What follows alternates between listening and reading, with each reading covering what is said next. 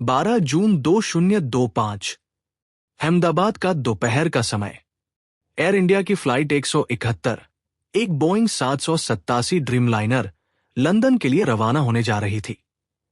विमान में 230 यात्री और 12 क्रू सदस्य सवार थे। मौसम सामान्य था। टेक ऑफ क्लियरेंस मिल चुका था। सब कुछ सामान्य लग रहा था। यात्रियों की आंखों में सपने थे। किसी के पासपोर्ट में वीजा ताजा था तो किसी के मोबाइल में अपनों से वीडियो कॉल की अंतिम रिकॉर्डिंग। दोपहर 1:38 पर फ्लाइट रनवे 23 से टेक ऑफ करती है। तेज गति से विमान हवा में उठता है, लेकिन टेक ऑफ के ठीक 30 सेकंड बाद एक अजीब कंपन महसूस होता है।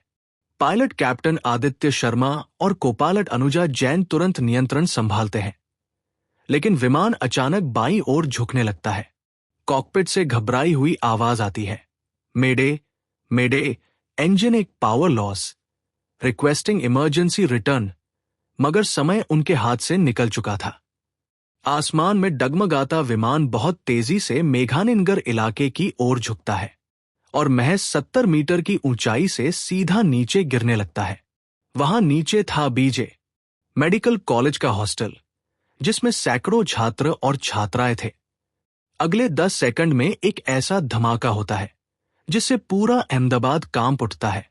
विमान हॉस्टल की छत से टकराता है और जमीन पर कई घरों को अपनी चपेट में लेता है। चारों ओर आग की लपटें फैल जाती है।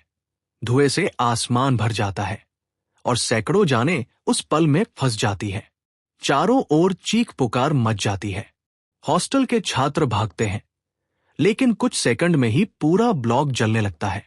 आसपास के लोग भागकर बचाने की कोशिश करते हैं, लेकिन तापमान इतना अधिक होता है कि पास आना भी मुश्किल हो जाता है। दमकल की 27 गाड़ियां और एनडीआरएफ की टीमें मौके पर पहुंचती हैं। सेना और स्थानीय पुलिस भी राहत और बचाव कार्य में जुड़ जाती है। एकमात्र जीवित यात्री 40 वर्षीय विश्वश कुमार रमेश, जो सीट 11 पर बैठे थे, किसी चमत्कार की तरह बच जाते हैं। इस त्रासदी में गुजरात के पूर्व मुख्यमंत्री विजय रूपानी का भी निधन हो जाता है, जो उसी फ्लाइट से यूके दौरे पर जा रहे थे। हादसे के बाद पूरे देश में शोक की लहर दौड़ जाती है। प्रधानमंत्री, गृहमंत्री और अन्य नेता अहमदाबाद पहुंचते हैं। एयर इंडिया और नागरिक उड्डयन विभाग द्वारा जांच शुरू की जाती है। ब्लैक बॉक्स बरामद कर लिया गया है। शुरुआती रिपोर्ट में इंजन फेल्योर और टेक्निकल फ्लैप एरर की आशंका जताई गई है। इस हादसे ने पूरे भारत को झकझोर दिया है। सवाल उठते हैं, क्या टेक्निकल जांच पूरी हुई थी? क्या मौसम के आकलन सही थे?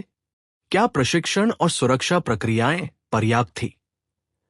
लेकिन इन सवालों के बीच सबसे बड़ा सच है सैकड़ों अधूरे सपने। वो छात्र जो मेडिकल की पढ़ाई कर रहे थे, वो मां जो बेटे से मिलने जा रही थी, वो पति जो पहली बार फ्लाइट में बैठा था, और वो एक व्यक्ति जो बच तो गया लेकिन सब कुछ खो बैठा। ये हादसा केवल एक प्लेन क्रैश नहीं था, ये एक चेतावनी है, एक टीस है और एक सवाल भी। क्या हम फिर से तैयार हैं, या फिर कोई और फ्लाइट इसी तरह 30 सेकंड में राख हो जाएगी?